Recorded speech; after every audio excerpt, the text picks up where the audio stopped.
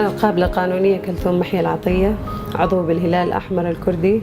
كون أنه أنا قابلة أداوم بالعيادة المتنقلة النسائية بالهلال الأحمر الكردي، نطلع على قرى ريف دير الزور، يوميا نطلع على المناطق هاي طبعا كلها غير مخدمة، في سوء تغذية، في المي غير نظيف، يعني ما في رعاية للحوامل، ما في صحة إنجابية، ما في توليد طبيعي، كله دايات عربية يولدون أكثر أحيان يولدون بالبيوت، ما في رعاية لا قبل الحمل ولا بعد الحمل، وحوامل يصير معهم إسهالات التهاب مجاري بسبب المي المو نظيف بالمنطقة.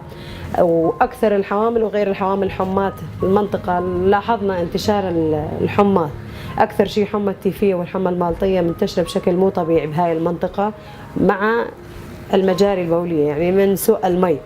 والحمات، الحمى منتشرة بشكل مو طبيعي، يعني أكثر المراجعين والمراجعات تشتكي من الحمات والتهاب المجاري بسبب المي مو نظيف أبدا، وكل المرضى تعاني من هاي وما بي، وفقر دم شيء مو طبيعي، ما في لا تغذية لا مقويات لا رعاية بسبب اللجوء. أكثر النساء ما تعرف حالها أنه حامل ولا لا، حامل شقد حامل ما تعرف، الجنين عايش ولا لا ما تعرف، الجنين متشوه ولا لا ما تعرف. فاحنا هنا نقدم لهم قدر الامكان خدمات اسعافيه، يعني لازم كل مريضه او كل مراجعه تفوت على العياده النسائيه لازم اقل ممكن تاخذ خدمه نصيحه، لازم ما تطلع مريضه من العياده الا تاخذ نصيحه او خدمه، سواء تحليل حمل، سواء حب مانع، سواء مقويات، سواء ادويه نسائيه، ابسط شيء قياس ضغط. لازم ما تطلع المريضه بدون ما نقدم لها خدمه. نروح على الجزرات، نروح على نجي على محيميده، نروح على كل قرى ريف دير الزور.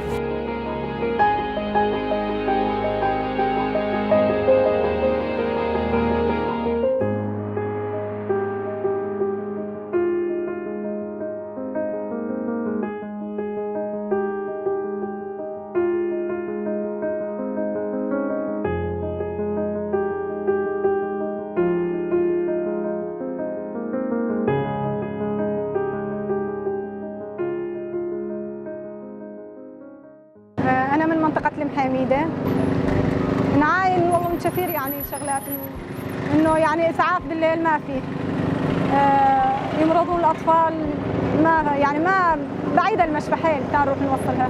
الحمد لله العيادات النسائية وفرت علينا شغلات كثيرة، عيادات النسائية وعيادة الأطفال كل 3 يجون، الحمد لله رب العالمين.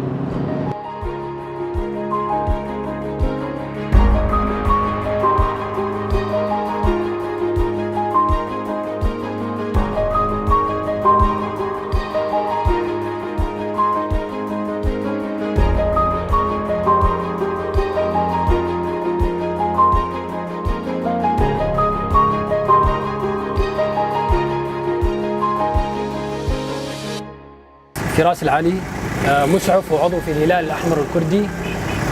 نحن اليوم في منطقة دير الزور في منطقة محيميدة، نقدم الإسعاف اللازم والأدوية اللازمة لهذه المنطقة، كونها بعيدة عن المراكز الصحية على مدار الأسبوع. كل يوم في منطقة معينة نستقبل حالات أطفال بالغين من ذكور وإناث، وأطفال تقريبا 20 حالة 25 حالة في اليوم، وبالغين تقريبا 20-25 حالة، يعني يقدر من 50 ل 70 حالة يوميا في هذه المناطق.